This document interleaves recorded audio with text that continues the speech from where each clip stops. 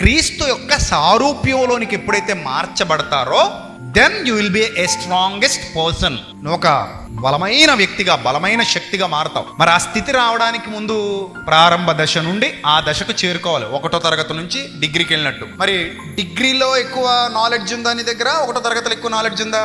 ఎక్కువ మందికి 1లో నాలెడ్జ్ లేదు. ఎక్కడొచ్చింది నాలెడ్జ్ అంతా? డిగ్రీలో వచ్చింది. అలాగే ప్రారంభ దశలో లేని జ్ఞానం, బలం ఒకనొక స్టేజ్కి వెళ్ళేసరికి స్ట్రాంగ్ అయిపోతావు. ఇంకా అక్కడ నుంచి అదే కంటిన్యూ అవుద్ది. ఇప్పుడు కత్తులు అవి తయారు చేస్తుంటారు. వాళ్ళ చేతులు చూస్తారు ఎలా ఉంటాయో, చాలా స్ట్రాంగ్ ఉంటాయి. కొట్టి కొట్టి కొట్టి కొట్టి ఈ చేతికి స్ట్రాంగ్నెస్ వచ్చేసింది. ఇప్పుడు కొత్తగా ఇంకా మళ్ళీ స్ట్రాంగ్ అవడానికి ఏమీ లేదు, అలవాటు పడిపోయింది అనమాట. ఇంకా ఒకనొక స్టేజ్కి వెళ్ళేసరికి ఇంకా అది ఆగిపోద్ది. ఇంకా అలా స్థిరంగా నిలబడిపోద్ది. అలాగే మీ విశ్వాసం కూడా ఒకనొక దశలో ప్రారంభమైంది, పెరుగుతూ వస్తోంది, పెరుగుతూ వస్తోంది, పెరుగుతూ వస్తోంది. కొంతకాలానికి అది ఏమైపోద్ది అంటే స్ట్రాంగ్ అయిపోద్ది. అది ఇంకా అలాగే నిలిచి ఉండిపోద్ది, తగ్గదు. మిమ్మల్ని ఎవరూ అందులో నుంచి కదపలేరు, అంత స్ట్రాంగ్ గా మారిపోతారు. ఎప్పుడైతే స్ట్రాంగెస్ట్ బిలీఫ్ సిస్టమ్ లోపల ఉందో దాన్ని ఇంకెవ్వరు కదపలేరు. కానీ అంతవరకు, ఆ స్థాయికి చేరుకునేంత వరకు బలహీనతలు నిన్ను ఆవరించి ఉంటాయి.